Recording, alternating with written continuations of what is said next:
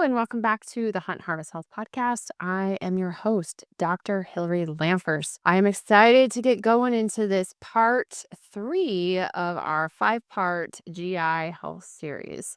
Before we get started, I just wanted to again touch a little bit on our gut restoration program that we have at Stealthy Nutrition. You can go there and find all the products that we're talking about in this series, as well as download that program for free. Today, we are going to be focusing in on digestion and absorption and the second part of the 4 R's, which is replace. Now, there is one product in the gut restoration program that I absolutely love, and it's very appropriate to what we're going to talk about today, and it's called the Digest Plus. So, Digest Plus promotes healthy digestion of proteins, carbohydrates, and fats. It aids in the digestion of gluten and dairy proteins, and it also helps assist the gallbladder with bile and improving fat digestion and absorption. It also provides what's called butane HCl, and this is very similar to stomach acid. Now, as we get older, stomach acid naturally goes down, and we can see a big change in protein digestion as we get older. So, butane HCl is replacing that nice acidic stomach acid to break our proteins down into peptides. It also helps to protect us from infections such as bacteria, viruses, and parasites, really affecting, helping to improve immunity and keep us from getting food poisoning. Have you ever thought about how many times you have eaten out, foods that you have eaten that you do not know who cooked them, where they came from, etc., and you haven't had food poisoning? It's actually quite remarkable. So if you think about that, that is what stomach acid is protecting you for. Um, Now, in the gut restoration program, hopefully you're going to be removing food offenders when you do this 4 to 6 week program. But the benefit of the enzymes and the hydrochloric acid and the ox bile and everything that's included in Digest Plus can also just help you on a daily basis with going out to eat, with larger meals, with traveling. And it can be taken just as a way to continually keep your digestion and absorption capacities working really well. So you can find the entire gut restoration program as well as the gut restoration stack on our website at Stealthy Nutrition. You can also find Digest Plus by itself if you just want to try that. Use the codes to healthy for 10% off your first order and every order after that. Okay, so let's jump right into it. Today, we are going to touch on a few organ systems. One is going to be the pancreas, and one is going to be the gallbladder. But first, let's talk about this second R, which is replace. Now, during this phase, the focus is on replenishing essential digestive components that might be functioning poorly. These include the stomach acid, digestive enzymes, dietary fiber, and these all play a vital role in breaking down your food, helping you absorb nutrients, and maintaining gut health. Now, the key components that we're going to be replacing with this are number one, digestive enzymes. So, why are digestive enzymes important? Now, enzymes are crucial for breaking down micronutrients like proteins, carbohydrates, and fats into smaller molecules that the body can then absorb. A deficiency in these enzymes can lead to symptoms like bloating, gas, and indigestion. How do these digestive enzymes help? Well, they basically target multiple types of foods. So, for example, proteases target proteins, lipases target fats, amylase targets carbohydrates. And then typically you're going to be taking these supplements when you eat a meal to support the digestion and consumption of certain foods. The other thing that we are going to be focusing on is stomach acid, like I mentioned in the very beginning here. Now, why is stomach acid so important? Again, it's helping you break down proteins. It's activating digestive enzymes, which I did not mention, and it's helping to kill harmful bacteria. Low stomach acid can also lead to nutrient deficiencies like B12, calcium, and magnesium. and it can increase gastrointestinal infections. Betaine HCl, you can actually take the stomach acid and you can test your symptoms and see how you feel, like burping, bloating, acid reflux. These actually indicate a deficiency. So there is this huge movement in our culture to be putting people on either proton pump inhibitors, acid blockers. I feel like I meet so many people on these medications. These medications, honestly, especially like one like omeprazole, you're not meant to be on these drugs long term. Usually, omeprazole is used to, you have an acute case of GERD, or you have other some kind of you have an ulcer. Let's say you've developed an ulcer. Well, yeah, you do not want a bunch of acid irritating your ulcer. So you go on omeprazole and it helps to eliminate that so you can heal the ulcer. But what ends up happening is so many patients, and you may be one of them, that just like ends up on omeprazole. You're taking it forever.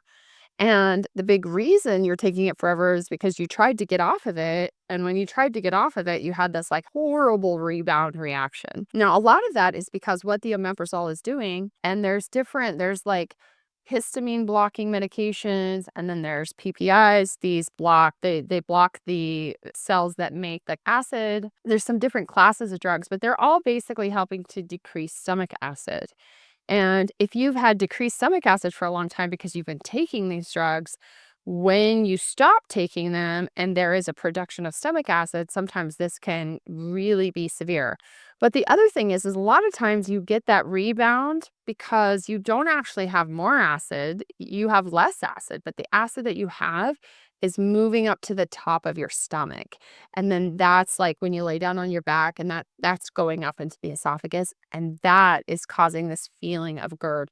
So this is a very difficult condition to treat. Like, I have so many people with GERD. It's very common, and we can talk a little bit about how to support GERD, etc. But the stomach acid can actually help people in this case, especially when we're trying to get them off those medications and improve their digestion. Um, and we want to do this as we get older. I mean, I feel like I see so much infection and illness and things coming on in older people, and part of it is they're literally losing one of their barriers of protection, which is stomach acid. So, again, another way of thinking about treating people as they get older, and not just being like, "Oh, you're just old. This is just what happens. You just feel horrible and feel like you have stomach acid all the time, but you actually don't have enough stomach acid, so you can't break your proteins down. So your skin is changing, your vision's changing, your hair's cracking, your nails aren't growing, you're getting brain fog." Remember, proteins turn into amino acids, which are the precursors to almost everything going on in your body, especially building tissues of all kinds. So very important. Stomach acid literally is so important for all of these. But I would recommend that if you are on these medications, you try to find a doctor to work with to help you wean off of them. All right. So another key component to replacing is, we'll talk about fiber a little bit. Now, there's two types of fiber. You have soluble fiber, which kind of, when it gets wet, it kind of jellies up and sticks to each other. And it's like oats, flax seeds, fruits, like apples, got pectin, that kind of stuff, gel-like. And it helps to soothe the gut lining. So it kind of slowly moves food through the gut lining. Then you have insoluble fiber, and these are found in vegetables, whole grains, nuts, and seeds. These add bulk to the stool, and they can help promote a healthy bowel movement. Now, the big thing with fiber is that it nourishes the gut microbiota. It promotes overall digestive health. It binds to toxins, helps to eliminate them and pull them from the body. Now, the second place, I think a big part of this replace phase is also replacing um, not just pancreatic enzymes, which we're going to talk about the pancreas in a minute, but replacing gallbladder bile, because bile is essential for fat digestion and absorption. And again, we have like so many people that don't even have gallbladders, and or they're not digesting their fat well. So fat absorption is so important for fat soluble vitamins like vitamins A, D, E, and K. And you need to be properly digesting and absorbing fat. So we need bile that's made in the gallbladder that is then secreted into the small intestine. And it helps to emulsify or break fat down into smaller particles so that you can then absorb fat through the intestinal wall. And this is very important. So in that Digest Plus I talked about, or with some of my patients, I'll just be using ox bile by itself. We do have ox bile in that formula, but we can use ox bile for people that don't have gallbladders or don't have good fat digestion and absorption to help support fat. This is very important. Another thing is that, especially if you're doing animal based or you're doing the keto diet, these are high fat diets, okay? And a lot of people, when they first start them, have things like diarrhea, etc. That's because of transit time, and you just can't possibly digest all that fat. Your gallbladder is not used to it, and so you are having diarrhea. Now, some people don't get that, but most people do. Over time, you eventually get used to it. But remember, you're not having the fiber going in and creating that bulk, the stool bulkiness, etc., and slowing down that. And so that's why you can have some of the diarrhea when you first start with an animal-based diet. And some people do need bile support if they're going to be doing that. And especially if you plan on doing the carnivore diet or the ketogenic diet and you do not have a gallbladder, again, I would highly recommend that you use some fat support in ox bile, etc., to help with that. Otherwise, and we're going to talk about the gallbladder in a minute, so it'll all come full circle after I talk about that. All right. So this is really the purpose of the replace phase. Again, I mean, this is obvious. We're also replacing nutrient dense whole food into your diet. We're taking out the processed food, we're taking out the artificial ingredients, we're taking out the sugars, we're taking out things, and we're replacing them with nutrient dense foods. We now in this culture, and we've had it for a long time, I think since the plant-based movement, even as far back as the low fat movement, putting everybody on margarine and the plant-based diet. We do know that a lot of these foods, hydrogenated foods, they're not necessarily good. Trans fats, they're not necessarily good. Low fat is definitely not good. And we know that now, especially for hormone status, brain function, you name it. Fat is very important. And if you're not doing any animal products, you want nutrient dense foods can be hard to get enough of, especially with fat. So if you're doing plant-based, you want to think about good nutrient dense like extra virgin olive oil, coconut oil, avocados, um, uh, you know, looking at what fat content are you getting for those fat soluble vitamins. A lot of plant-based people are deficient in these vitamin A's, D, E, and K. And so we can see a lot of issues there. And so again, we want to make sure we're doing that. And if you're doing like an animal-based diet and you can't digest fat and absorb, you're going to have the same problem. So digestion and absorption are really important. Additional considerations during this replace phase. One is hydration. Proper hydration supports digestion, particularly if you are going to be increasing dietary fiber. So if you're eating fruits and vegetables and you're eating more fiber in your diet, you need to have adequate water. Now, how I do it with my patients is I say half your body weight in ounces each day. That's just to maintain your fluid. You need almost 2 liters of water just to maintain your digestive organs. So, hydration can creep up on people. It really creeps up on people. And I live in an environment that's highly dehydrating. I live in a high and dry, high altitude, very dry in Montana. And so people actually need a lot more water here. So hydration is very important. Another thing to think about is probiotics and prebiotics. These are emphasized in the repair phase a little bit more, which we'll talk about tomorrow, but they may benefit as well from getting some good bacteria and foods that are feeding those bacteria earlier into the diet. So these foods are on the list on the gut restoration program that we have as far as beneficial foods that you can eat. If you have lots of histamine intolerance, you have a ton of gut gas or bloating, or you're very sensitive, some people are to fermented foods, these may be foods that you don't choose to eat. And let's just remember, not everything that's healthy for some person is healthy for another person. So we have this idea that like everybody needs to be eating tons of probiotic foods. Some people don't do good with probiotic foods. They feel horrible. They're like blown up like a balloon. So that would be something I would think too. So it's like the whole point of what I'm talking about is like listening to your body and understanding what you and your own personal needs are.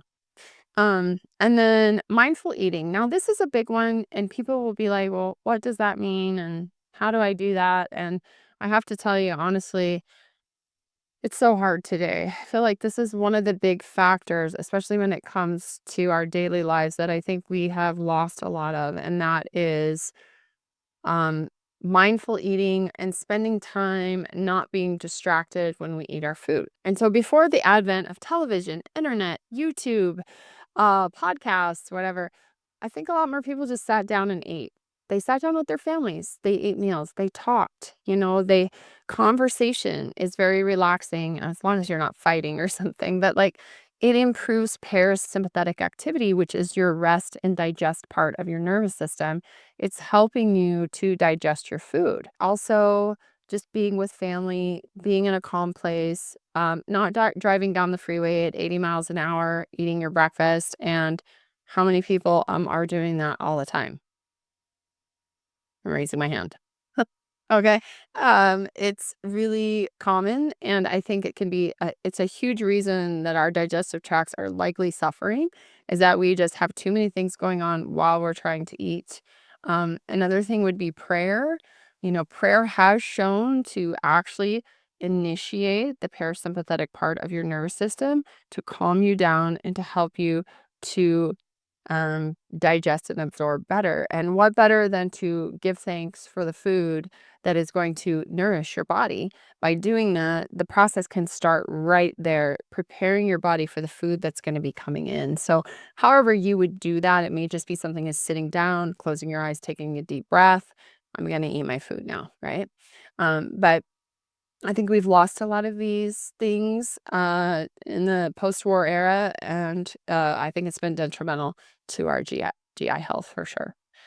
So this second phase of replacing really ensures that the digestive system has the tools that it needs to process food effectively, to absorb nutrients, and basically prepare you for the eventual reintroduction, which we're going to do in part 4 of triggering foods.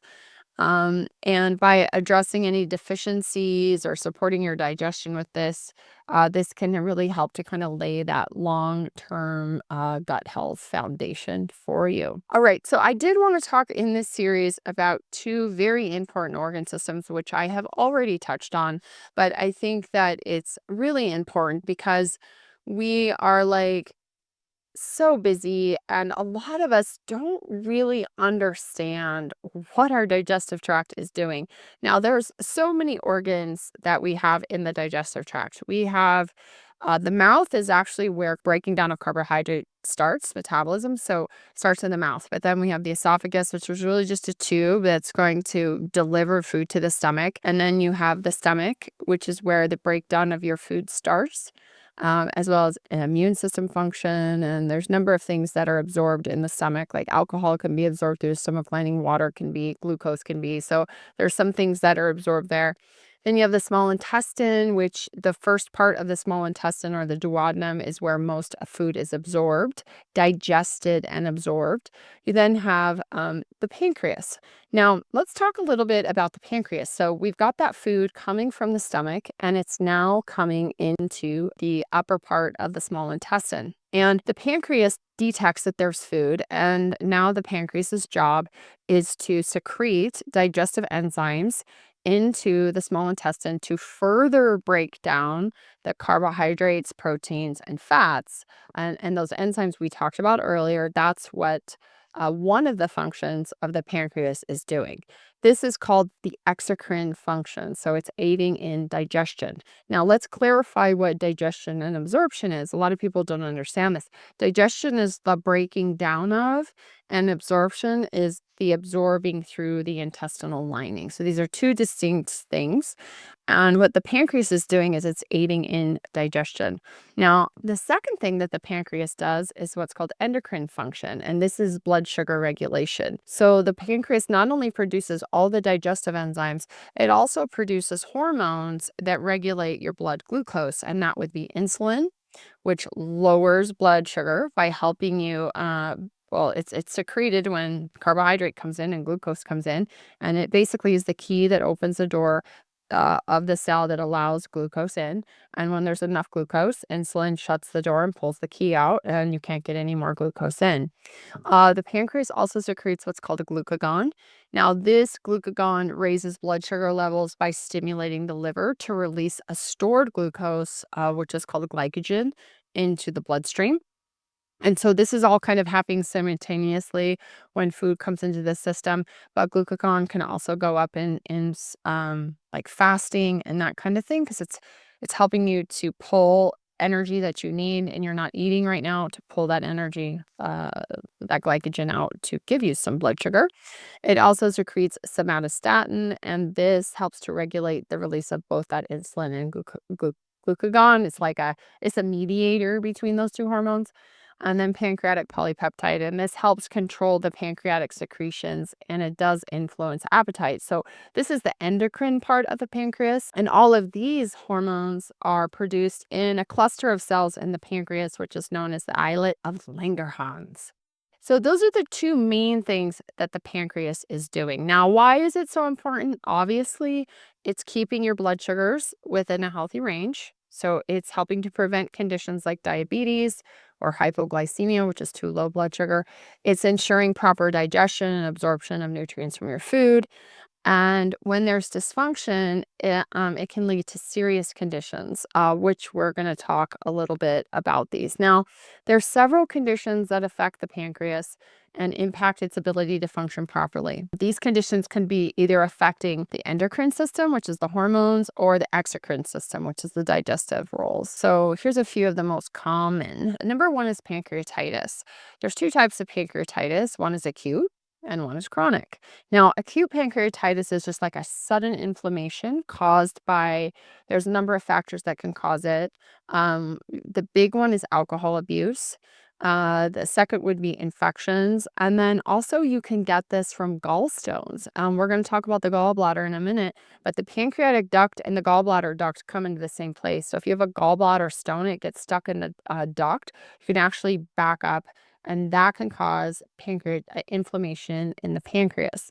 Now, symptoms of acute pancreatitis are severe abdominal pain. I'm talking like a severe abdominal pain, almost to the point of like people think they're literally dying. It's horrible and very, very uncomfortable. Obviously, nausea, vomiting, and fever can come along with this. These folks are ending up in the hospital most of the time. Now, chronic pancreatitis is this long-term inflammation, often associated with heavy alcohol use. You can also get it with genetic conditions like cystic fibrosis. Cystic fibrosis is you're overproducing mucus in the body and you can't clear it. And both of these conditions can lead to scarring and basically reduced enzyme production of the pancreas and obviously diabetes. All the people that I know in my personal life that have had pancreatitis, and I would say probably all the people that I know in my professional life as a clinician that have had pancreatitis, alcoholism is usually a huge factor in why they get it. And it can be very difficult because with alcoholism, you're dealing with an addiction. And some people will get acute pancreatitis and they would not wish that on their worst enemy. And so they are really motivated not to get that again. And so they change their lifestyle. But in a lot of cases, chronic alcoholics are dealing with something like this a lot, and it can actually be deadly over time. Obviously, diabetes would be number two. There's like three different types of diabetes. Type 1 is an autoimmune condition. This is where actually the beta cells that make insulin, they just stop working and you can't make insulin. Type 1 typically happens in children more often, but it can happen in adults, especially after a stressful event. And this is deadly, meaning you have to take insulin. You must have insulin or you will die. So type 1 diabetes is autoimmune. Type 2 diabetes is a metabolic disorder where the pancreas produces insulin, but the body's cells become resistant to it over time. And then over time, your beta cells can actually make less insulin. So you do have type 2 insulin dependent diabetics. The goal is not to get to insulin dependence, and the goal would be to clean up your lifestyle and get things better, lose weight, whatever you got to do to reverse your diabetes. And then number 3 is really caused by pancreas damage. So this would be from like chronic pancreatitis, some surgeries, cancers can cause this, etc. So those would be the 3 types of diabetes. Symptoms of diabetes, especially type 1, if you're really concerned, like you have a child or something and they're losing weight, they're constantly wanting to eat, they're constantly urinating, and they're constantly drinking water. It's very serious. Now, diabetes too kind of creeps up on people, and we start seeing elevated blood sugars and high insulin resistance. This is obviously the most common, and so lifestyle is huge for type 2. All right, number 3 is pancreatic cancer. Now, pancreatic cancer often develops in what's called the ductal cells of the pancreas, and it's a very aggressive cancer with very poor prognosis, and partly because it's often detected late. So you can have abdominal pain, jaundice, which is yellowing of the skin and eyes, unexplained weight loss, and loss of appetite. But as you can see, like those are symptoms that could also be in many different types of conditions. So by the time pancreatic cancer is diagnosed, it's usually quite advanced, like stage 3 or stage 4.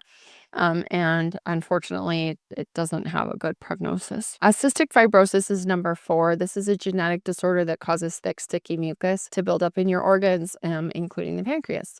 And this blocks the release of digestive enzymes, leading to malabsorption and nutritional deficiencies. Cystic fibrosis is also eventually a deadly genetic condition.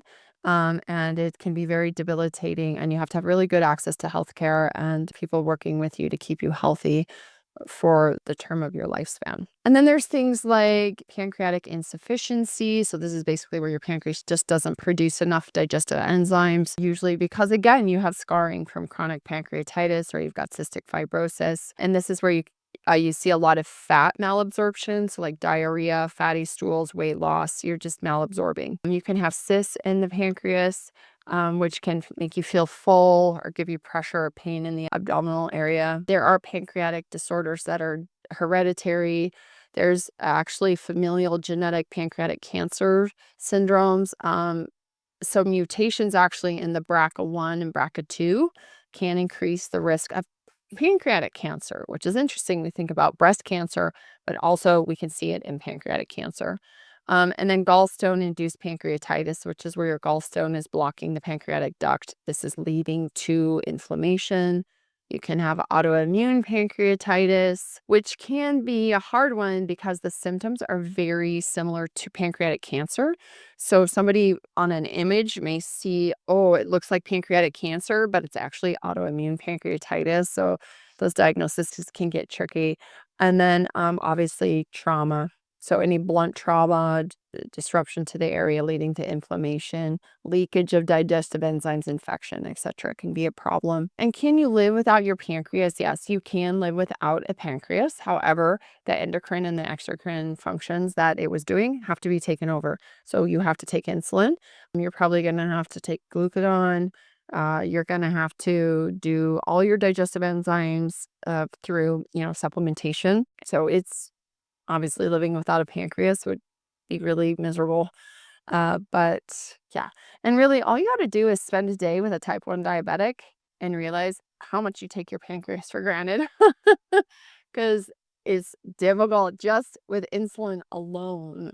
The difficulty in your diet and maintaining a healthy body and all the things that come along with that. So yeah, we again take our pancreas for granted, for sure. Now, let's talk a little bit about the gallbladder. And the gallbladder is basically a little small pear-shaped organ, and it's located beneath the liver.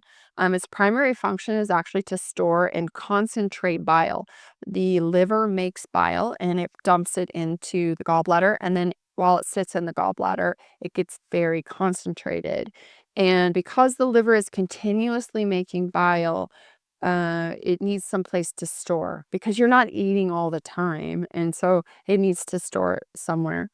And basically what it's needed for is fat digestion. And it's especially important. Well, it's important for fat digestion. So when you eat fat, the body recognizes that, and the gallbladder squeezes out a little bit of concentrated bile into your small intestine through the bile duct. Bile is really kind of a yellow-green color, and it plays a critical role in the digestion and absorption of fats. So, in there, you've got bile salts, which aid in the breakdown and absorption of fat and fat-soluble vitamins, so A, D, E, K. You have cholesterol in there, which helps dissolve fat. You have bilirubin, which is a waste product from the red blood cell breakdown in the liver, and it's really what gives bile its color. And then it also has some water, electrolytes, other stuff in there to help with just like the function and the flow of bile. Bile is what we call emulsifying your fats, and it's breaking the big fat molecule from a big one into a smaller one. This is called emulsification. It aids in fat absorption through the intestinal wall. So they form little micelles. These are little tiny fat droplets, and those micelles attach to things like chylomicrons and etc. And then that pulls the fat across the intestinal wall into the bloodstream. Also, bile is really important for waste elimination. So it helps excrete cholesterol, toxins, that bilirubin, which is that byproduct of red blood cell breakdown. It's putting it through into the feces, and that's how you eliminate toxins. So this is another reason actually bile is very important. Now, because the liver is constantly producing the bile, it's dripping into the gallbladder, it's holding it there and concentrating it, and then it's slowly releasing a little bit for fat digestion into the small intestine. It's important as that holding chamber. When you lose your gallbladder, which is literally one of the most common surgeries in the United States, the statistics are about 600,000 people a year lose their gallbladder for many different reasons. You can have gallstones, which are basically just hardened deposits. They're like little stones that form in the bile and they block the bile flow. This can lead to severe pain. Again, gallbladder pain is highly painful, like really bad. Most people are going to end up in the hospital complaining of severe. And then you get the gallstones. Another one is the gallbladder itself can actually get inflamed, but this is also usually caused by the gallstones. And then you can get like polyps or cancer itself in the gallbladder. And these are rare, but they can affect that. So that these could be all the reasons that somebody would maybe have to get their gallbladder out. Now, those 600,000 people that get their gallbladders is called a cholecystectomy. About 10 to 15% of the adult population in the United States has a gallbladder issue. Most of those are women. So this is much higher in women in the United States annually. And it does have a mortality rate of about 16.5%. With higher rates if it's left untreated, basically related to gallbladder cancer. So you can die from having a really bad gallbladder. But usually the big thing is that there's a stone, something's blocking it, you can't get bile, you can't emulsify fat, fat's just running through you, you're having horrible abdominal pain, and that's usually the reason they remove it. Now, how does digestion change if you take your gallbladder out? And a lot of you probably listening right now have had your gallbladder removed. Now, these apply to a lot of people, but they don't apply to every person. So I've met people that have had their gallbladder out and they don't complain of any of these, but most of the time they do. Now, what happens is if you lose the gallbladder, you lose the storage chamber. And when you lose the storage chamber, you can't concentrate the bile.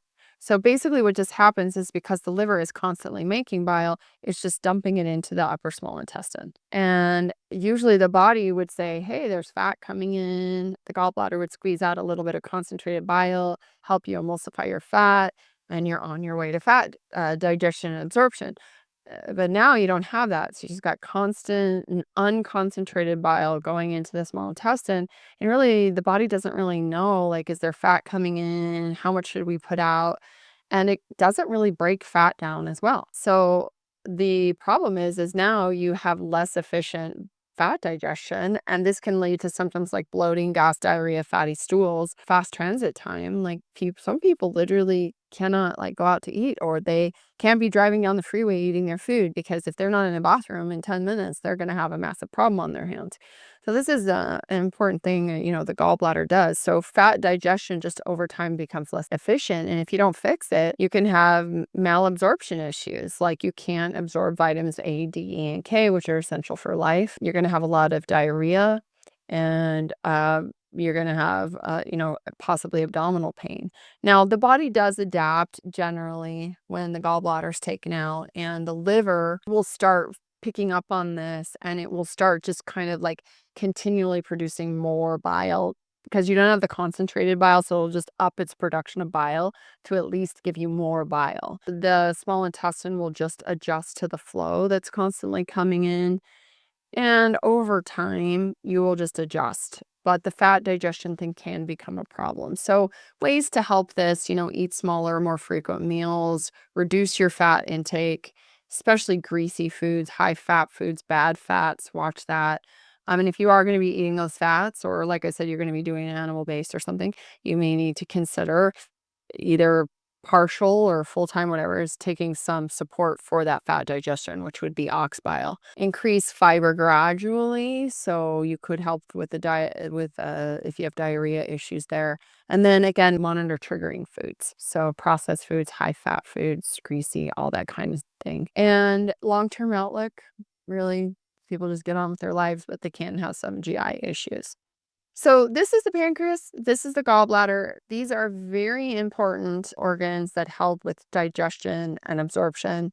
So we can replace them, and we use them in the gut restoration program through the Digest Plus to give you that extra support, especially when you're bringing new foods in or you're cutting old foods out. Maybe you need more fat. Maybe you don't have a gallbladder, so you need fat support. Also, maybe you don't have enough hydrochloric acid. It's giving you that betaine HCl.